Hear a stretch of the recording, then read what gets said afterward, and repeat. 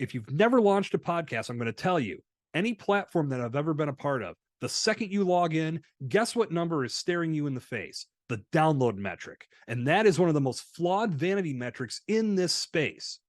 If you get fixated on a download metric, you're forgetting your purpose. You're forgetting why you started this podcast to begin with. And I'll break the news to you right now. If you're just starting out, it's going to take a few minutes to develop an audience.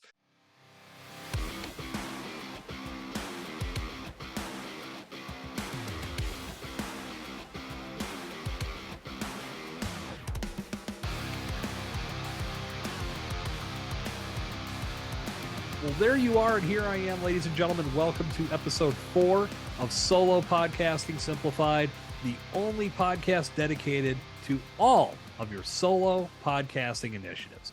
I'm your host, Jason Sircone, and today I want to talk about one of the most common mistakes that podcasters are making today. Now, we know in podcasting and content creation, there's a lot of good and there's a lot of bad. And ultimately, there are a lot of mistakes that can happen. You've heard me talk about on the first few episodes the dreaded Podfade. And Podfade is when someone starts a podcast and then they just stop with no warning. They just stop producing content. Unfortunately, it's one of the biggest blights on the podcast medium. And it's incredibly staggering when you hear the statistics that say there's like over, as I sit and record, it is July 2nd, 2023. The stats now, I don't know exactly, but they say that there are over 4,000 podcasts, maybe even getting close to 5, that are listed on the big podcast platforms like Apple Podcasts and Spotify.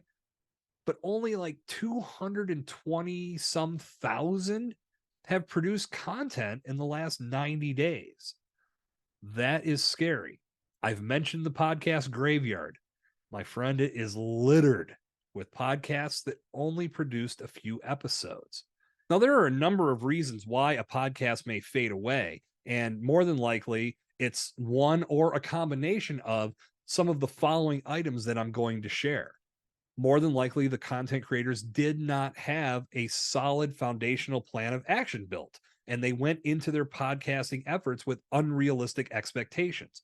When that happens, it's very easy for things to unravel because you don't have anything to aim at. If you don't have a target, then what are you shooting at? It's going to go haphazard, and more than likely, because it doesn't have a clear direction, there's no traction gained, and therefore this initiative sucks. Let's move on to something else, and then those podcasts go away.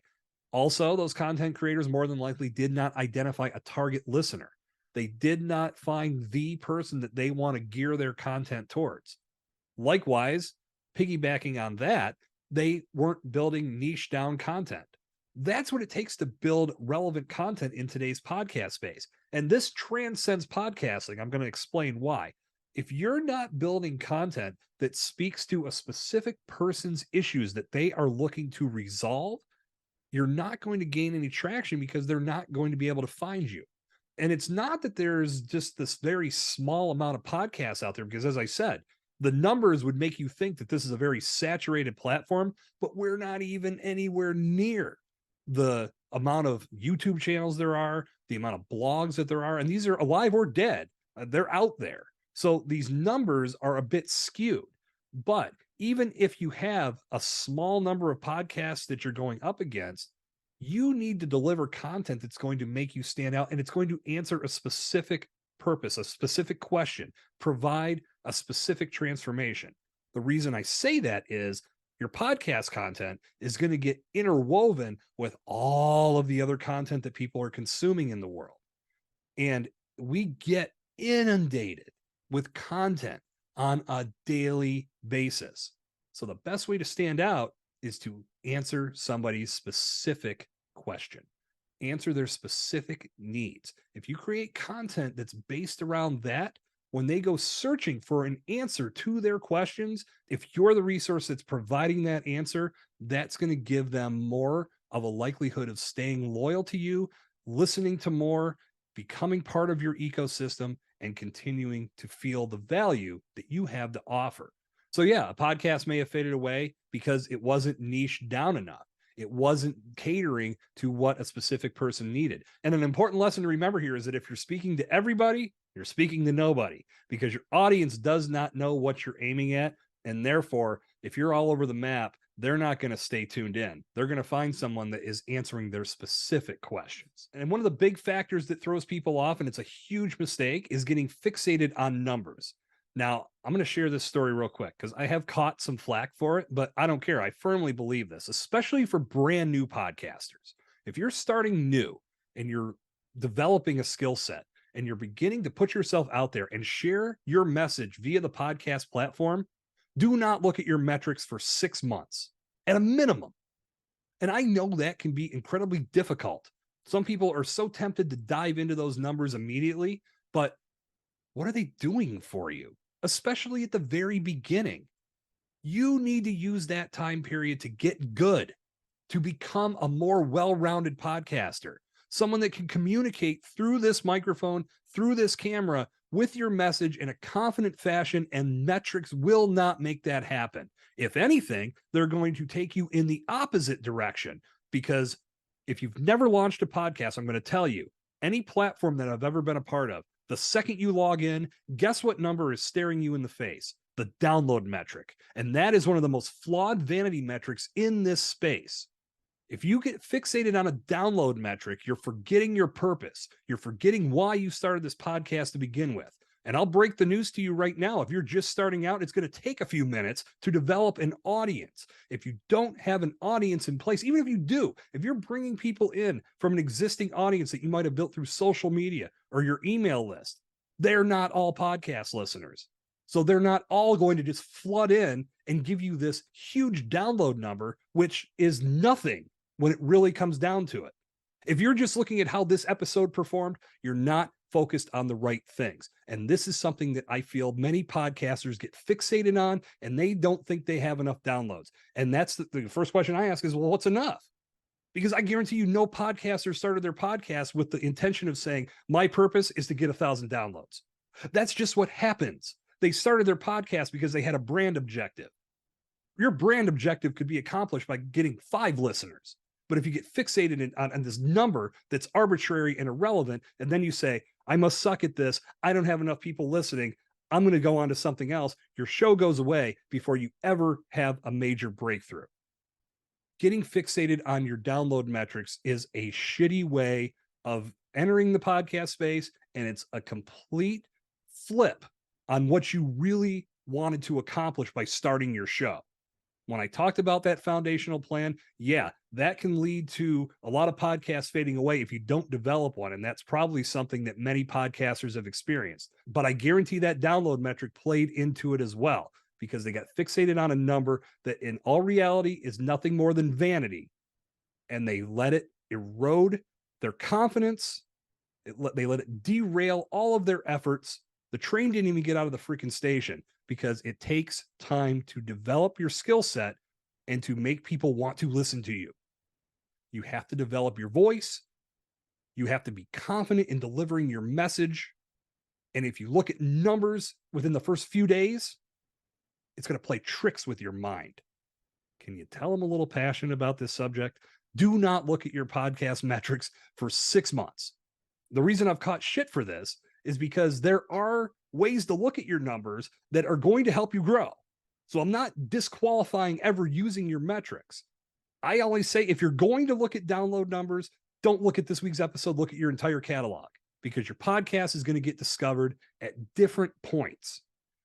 You may be on episode 53, but somebody discovers episode 21. That episode isn't any less valuable because it came out a few months ago. It's still got some punch to it. So as people find your episodes, whether it's the first episode, the last episode, or the middle episode, they're going to listen if it truly brings them the value that they're looking for. If they like what they hear, now they're going to start listening to other episodes. So that download metric is constantly growing because people are going to find your show at different points. So the more value you add to your whole portfolio, that's going to make a more well-rounded podcast for people to sink their teeth into. That's what's important. You can't get pissed off because this week's episode didn't do as well as last week's. But a way that you can look at your metrics that will help you is to look at some of your best performing episodes and see what the content was about. Maybe take your top 3 to 5. What was that podcast about? What did I cover in those episodes? Your audience is telling you that that's what they want to hear. If they really leaned into that and you're getting more listens from that, start focusing your attention there. Don't try to reinvent the wheel. Focus on what's working and continue giving your audience that type of content. Because I guarantee you what happened was they told others to go listen because it really provided impact.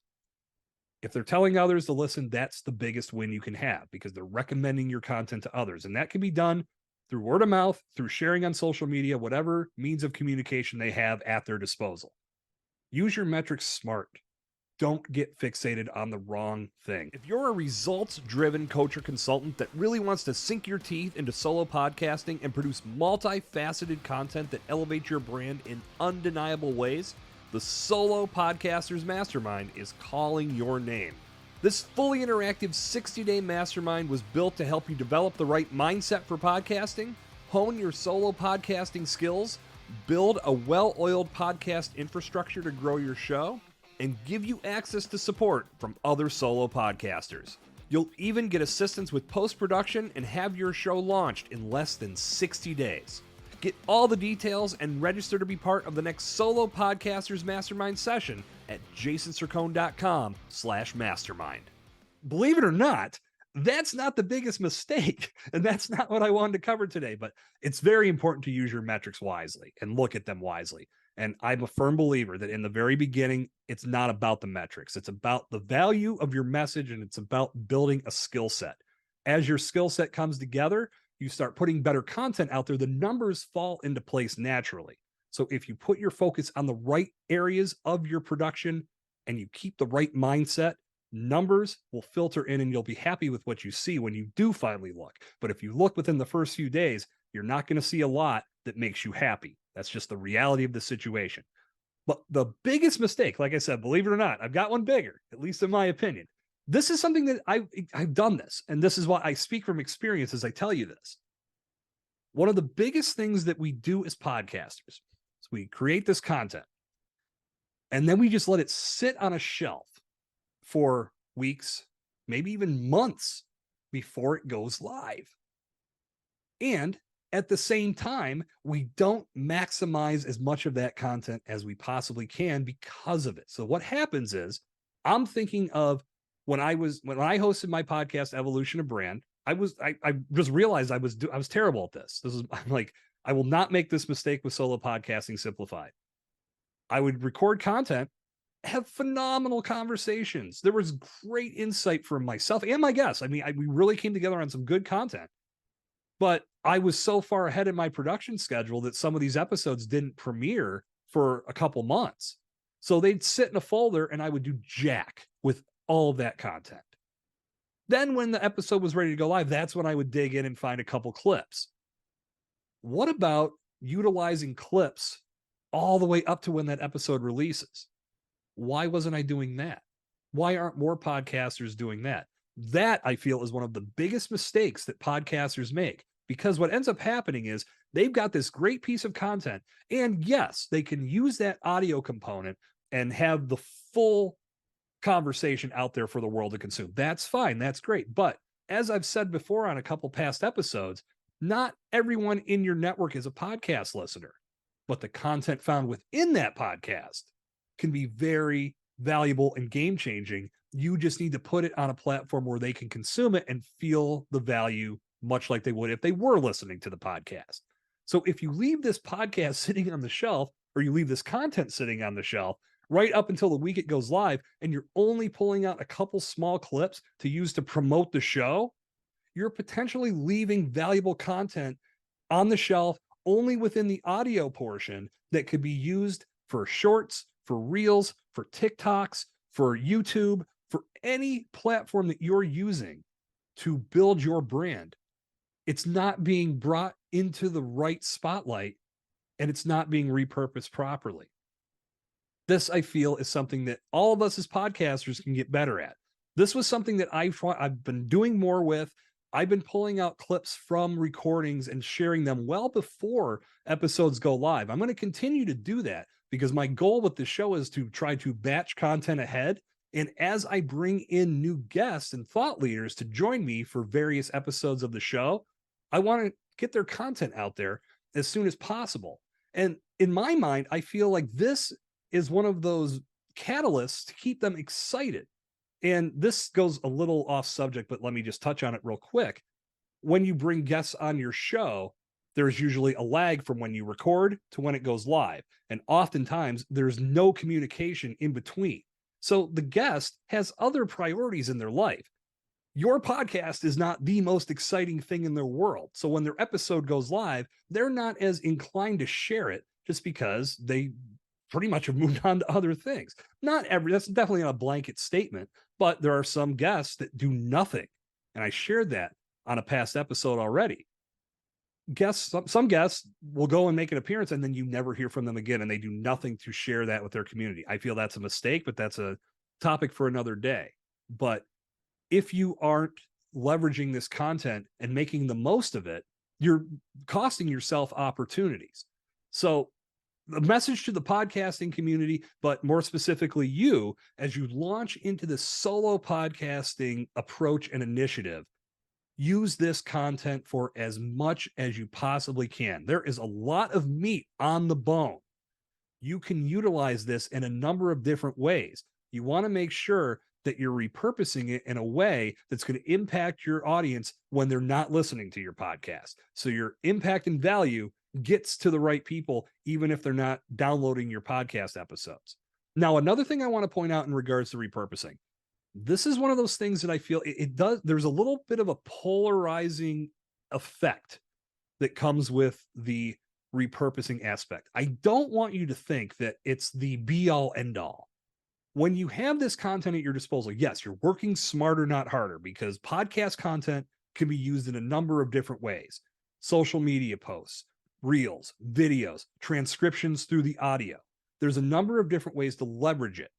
But you don't want to spread yourself so thin that you're trying to create content and repurpose content for every freaking platform under the sun. This is something that can also lead to burnout and also not getting the most value from the content that you're creating. Because if you're trying to take one clip and then you're sharing it everywhere, all you're doing is creating this echo chamber and you're not really making any strides forward. And you're probably costing yourself so much bandwidth that you're questioning whether this makes sense. Don't fall into that trap. Instead, find the platform where you have the most fun and it's the most engaging. You want your audience participating in the conversations and adding value to the content you share. And you want to be in there adding content and conversation to it as well, because you can't just post and ghost these days. But if you're going to repurpose for social media, find the platform where your ideal listeners are hanging out and start there. Don't spread yourself so thin to think, okay, I've got this content now. I've got to make YouTube videos. I've got to make clips for YouTube shorts and reels and TikToks and blah, and blah. I mean, before you know, you would list off 15 to 20 different platforms. And again, spread yourself so thin that you just get burnt out and say, this doesn't work, I'm done. Now, if you have a team helping you, that's something. But even if you have a team, doesn't it make more sense to emphasize one specific platform and build the attention there? I think it does, because I think we live in a world to where many people say, well, everybody's everywhere, right? Everybody's on all the different platforms, so you want to be there too. I take the reverse engineered look at that and say, if everybody is on all the platforms, they're going to find me on the one I decide to emphasize my message on. So for me, YouTube, my podcast, obviously, and LinkedIn. And I do share some clips on Instagram, but my primary focus is on 3 different places. And I should say 4. Obviously, my podcast, YouTube, LinkedIn, and my website. My goal is to get people into my world, the world that I have created, where I can control the narrative. I can't control the narrative on social media. One of the big reasons why I lean into podcasting so much is, even though I know it's not fully in my control, I feel like it's more in my control than it is on Instagram, TikTok, and the like. If you're going to go down the repurposing route, which I absolutely recommend, you have to do it strategically. That's one of the big factors that will also lead to burnout. If you just do it sporadically and think you've got to create thousands and thousands of pieces of content, that could burn you out fast. keep your bandwidth in mind and do this with a strategic approach. Find the best moments in your podcast and pick the network where those clips will have the biggest impact. You may not get everybody to jump over and listen to your podcast, but if it brings them closer to a buying decision, whether they hear it on your podcast or they hear it on the network that you're emphasizing, what's the difference? I'm very excited to share an episode that I did with Mickey Anderson on this subject because she brought some incredible insights on that very thought.